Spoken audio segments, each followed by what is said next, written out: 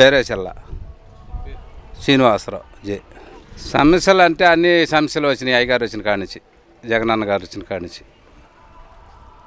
కనీసం మిరగాయలు పండితే రేటు లేదు, దాన్ని పట్టించుకున్న మానవుడు లేడు.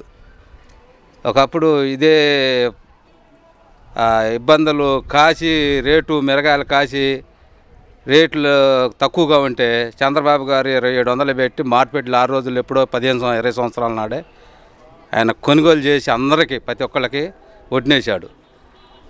ఈ అయ్యగారు ఉన్నాడంటే ఇంత మట్టిగా రైతులు మిరగాయల పరిస్థితి ఏందో తెలియదు.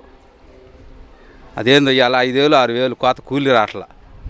జనం ఇవాళ అవసరం అయితే ఎంతో లాసు పడి దెబ్బతిని పురుగు మంది తాగే స్టేజీలో కొంతమంది ఉన్నారు. కాకపోతే ఏంటంటే ఈ అయ్యగారు కోసం ఈ 2 నెలలు ఎదురు చూస్తున్నారు కొంతమంది. రైతు భరోసా ఎంత అండి?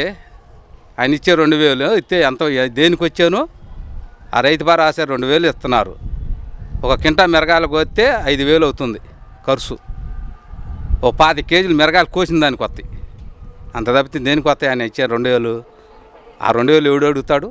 చంద్రబాబు వస్తే అందరికీ అభివృద్ధి, అందరికీ చెందిద్ది, ఒక్కరికే కాదు ప్రతి ఒక్కళ్ళకి అభివృద్ధి చెందిద్ది.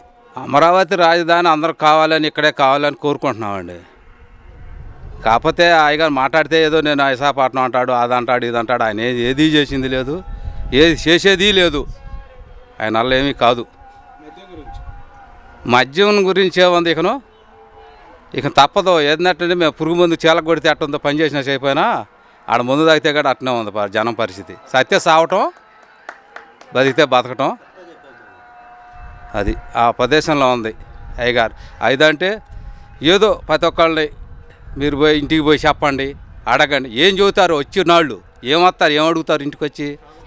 మద్యంలో అంటే ఏమండి, చంద్రబాబు గారు వస్తే ఎవరు మానుకోరు. అలవాటైనాడు ఎవరు మానుకోరు, తప్పదు అలవాటైనాడు. కాకపోతే మంచిది, తీసుకునే వాళ్ళు తీసుకోవచ్చు. దానికి మనం ఆయన వస్తే తీసేస్తాడో లేకపోతే అని కాదు, మంచిది ఇస్తాడు అనేది అభిప్రాయం ఉంది. కాలువల పొడికల గురించి ఏముందండి? దాంట్లో దాంట్లో నూకినా కానీ దొల్లెడుకునే పని కాదు, దొరకరు. మడుచులు వాళ్ళన్న భయం అట్టుండే కాలువలో. దాంట్లో ఎవరన్నా సాధునిక కాలువలు వేసిరా కానరాడు అట్టుండే పిచ్చొట్లు, కంప, పాడు అట్లా తయారని ఆ కాలువలో. ఇంకా ఏమండి, ఆయన ఇప్పుడు కొత్తగా వచ్చాడు, ఇక్కడే బాగానే చేస్తాడు, బాగానే ఉంటుందని అనేది మేము అనుకుంటున్నాం. అది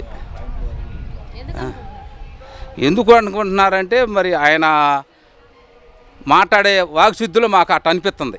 చేస్తాడు అనేది నమ్మకం అనేది ఒకటి అనిపిస్తుంది. సరే చేయలేదు అనుకో, ఆయన కాలం తర్వాత ఆయన కూడా ఆయన పరిస్థితి అంతే ఉంటుందిగా. ఎవరిదైనా ఇప్పుడు అందరూ ఒకసారి 5 సంవత్సరాలతోటి ఈయన 100 సంవత్సరాలు ఉండడుగా. చేయలేదనుకో, ఆయన ఇప్పుడు ఉన్న ఆయన పరిస్థితి అట్టుందో ఆయన పరిస్థితి అంతే ఉంటుంది. చేయాలి, చేస్తాడని ఉంది.